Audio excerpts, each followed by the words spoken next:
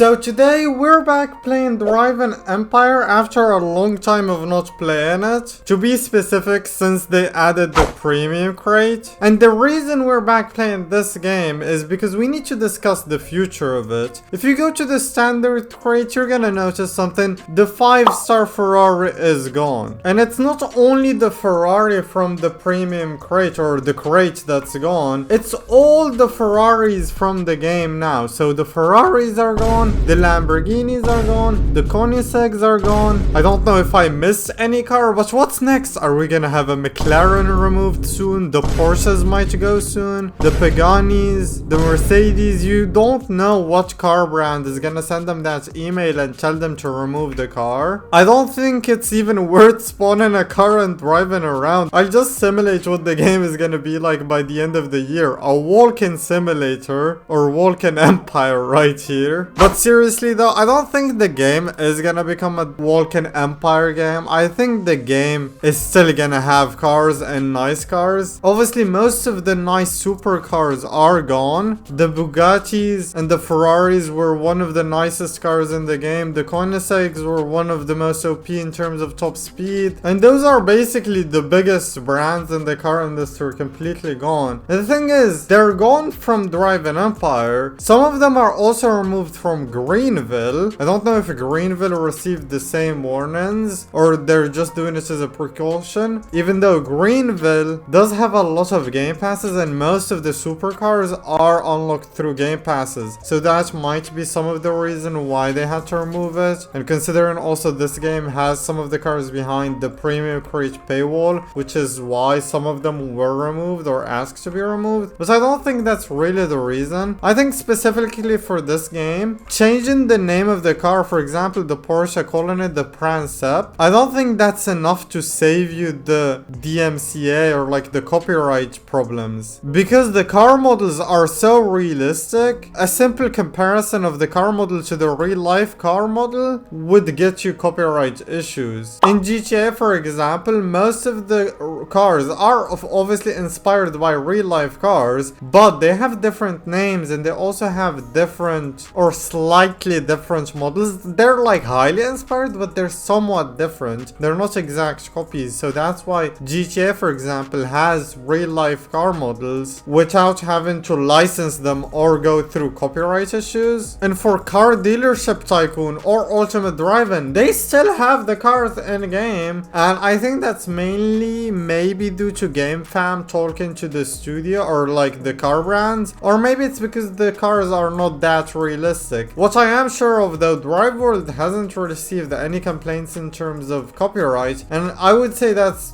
due to their cars not being realistic at all. I would say they're just somewhat inspired by the real life car model. Like they're somewhat low poly, which means they're not realistic and not copyrightable. Which brings me to my next point. What kind of cars are we gonna see in this game if all supercars or known cars are removed? Well, I think they're gonna be obviously taking the fictional cars route. It might be a little bit harder to do unless if they find some source of fictional cars they can copy from. But yeah, I think you're not gonna have Walk-in Empire. You're gonna have Drive-in fictional cars empire in the future. I mean, Greenville does have some fictional cars and there are many games who are good at coming up with fictional cars. So I don't think they're gonna have too many problems. But yeah, this is all because of Voldex being too money hungry and trying to make their money back faster than they should have. This is why capitalism ruins a lot of stuff. But I mean, capitalism also motivates people to make games for people, I guess. I'm super against what Voldex is doing, but I hope they can redeem themselves to the players and to the fans of the game. I'm obviously gonna be sticking to Drive World and other driving games in the future. I mean, it's just sad to see what they might remove next. Like, you can see their top speed cars now are the Poison, the Lizard, which are like the two Atara, and the Venom. I mean, if Venom send them an email, the car is gone. If Pegasus send an email or Pagani, the Paganis are gone. What are we gonna have left? We have Tesla. Why is a Roadster 5 million? That's way overpriced. We also have the Air Nebula, which is the Rimac. And if you guys didn't know, Rimac owns Bugatti. So if Bugatti removes the cars from the game, are we gonna see Rimac gone? But yeah, if McLaren McLaren and Porsche and Pagani are gone. Like, they need to start working on fictional cars ASAP. I mean, the second best handling car, or the best handling car without a Game Pass, is literally a 1984 car. And then we have the McLaren and the other good cars. But yeah, it's definitely sad to see what this game has come to. I feel bad for the OGs who have been playing this game since the start and grinding their hearts out, trying to get cars just for them to get removed. I mean, they removed the great Ferrari. Some people spent like 30 million trying to get this Ferrari, and now they got like 3.5 million as a refund, which is absolutely insane. Also, the game does have like an Easter egg event if you want to get some of these cars. I believe this is the McLaren F1, which is nice, but like, they need to redeem themselves ASAP because they've done a big mistake. And I wouldn't even blame the players who sent the emails to the car brands, because it was just a reaction to what happened. I mean, a better reaction would have been to boycott the game. I was expecting some of the YouTubers to do the same, but I guess they waited too long and this is the result now. But yeah, I don't think Drive and Empire can ever be replaced. Drive World is great, but their weekly updates are not that great. They don't release supercars or hypercars that often. So they also need to step up and make spicier updates and add more cars. But yeah, I think that's pretty much it for this vid. The future of this game is not looking great, but it can always change. The future of driving games on Roblox in general might be way different from how they look at the moment. It might all be fictional cars or highly inspired cars from real life. Like, this McLaren might have a different side body or maybe a different hood or something different in the future, just so they don't have to worry about DMCAs and copyright complaints. Or they just need to work with the car brands. They can always try to get some licensing from car brands, but they're super complicated and highly regulated because the car brands really pay attention to the car stats you give them. And for a goofy game on Roblox, it's hard to like have realistic stats. They don't want their car to be, for example, slower than a McLaren because it's gonna be bad advertising for them. So they might even request false stats or like expensive royalties that Voldex can't afford. So it will be interesting to see what happens. It would be way better if we got to know exactly what's going on behind the scenes, because if the game devs don't want us to react irrationally, they just need to tell us the truth, and if the truth is justified, we will completely understand. But if they're just doing stuff that makes no sense and not telling us, well, it makes sense that they're not telling us because the reactions wouldn't be any better. But yeah, I hope you guys found this video helpful. If you did, share it to your friends so they understand the situation better, and also smash that like button. It really helps me out. And if you don't want to miss any future videos on my channel,